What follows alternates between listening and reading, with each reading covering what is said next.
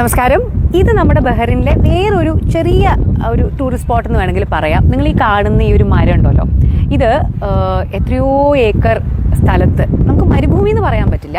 Actually സാധാരണ രീതിയിൽ ഷാർജയിലും ദുബായിലൊന്നും കാണുന്ന ഒരു മരുഭൂമിയല്ല ഇവിടുത്തെ ഒരു മണ്ണ് വ്യത്യാസമുണ്ട്. പക്ഷേ ഇതിൽ പ്രത്യേകിച്ച് ഇവിടെ വെള്ളമൊന്നുമില്ല. ഈ ഒരു മരം പറയുന്നത് ഇത് 450 വർഷം പഴക്കമുള്ള മരമാണെന്നാണ്.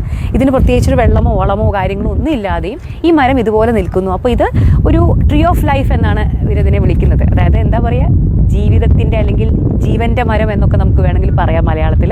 സോ ഇതൊരു സ്പോട്ടാണ്. കുറേ പേര് ഇവിടെ ഈ ഒരു മരം കാണാൻ വന്നിട്ടുണ്ട്. സോ ബഹ്റിനിൽ ഞാൻ പിന്നെ കണ്ട ഒരു ടൂറിസ്റ്റ് ഡെസ്റ്റിനേഷൻ ഇതാണ്.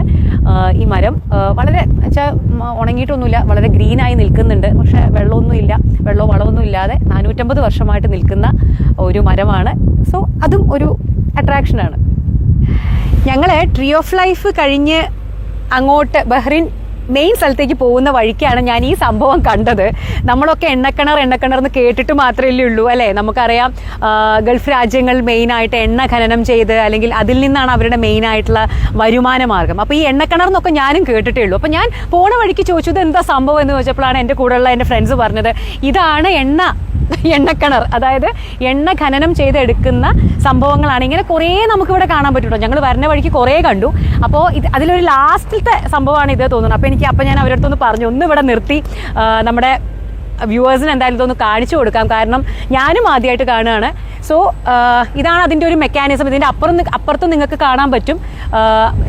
ഒരു യന്ത്രം വെച്ച് അവർ എണ്ണ എടുക്കുന്നു. ഈ എണ്ണപ്പാടമായിരിക്കും, അതിൻ്റെ കടിയിൽ എണ്ണയുണ്ട്. ബഹ്റിനിൽ എനിക്ക് തോന്നുന്നു അവരുടെ വേണ്ടതിൻ്റെ ഒരു നിശ്ചയ ശതമാനം അവർ സ്വന്തമായിട്ട് തന്നെ ഖനനം ചെയ്തെടുക്കുന്നുണ്ട്. സൗദിയിലൊക്കെ എന്ന് പറഞ്ഞു കഴിഞ്ഞാൽ വലിയ തോതിൽ ഖനനം നടക്കുന്ന ഒരു രാജ്യമാണ്. അപ്പോൾ ഇതുകൂടി നിങ്ങൾക്ക് കാണിച്ചു തരാൻ പറ്റിയതിൽ വളരെ സന്തോഷം. അപ്പോൾ ഇതോടുകൂടി നമ്മുടെ ബഹ്റിൻ കാഴ്ചകൾ തീരുകയാണ്. ബൈ.